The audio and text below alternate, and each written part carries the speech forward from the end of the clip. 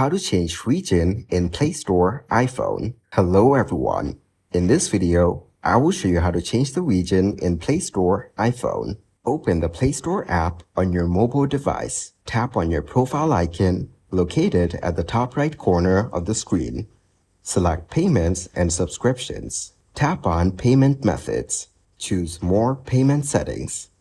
Tap on your profile icon again at the top right corner. Tap on the three horizontal lines at the top left corner. Select Addresses. Here, you will see your current address. Tap to remove it if needed. Tap on Add New Address. Select your country from the list. Tap on the three horizontal lines again and select Settings. Tap on Country or Region.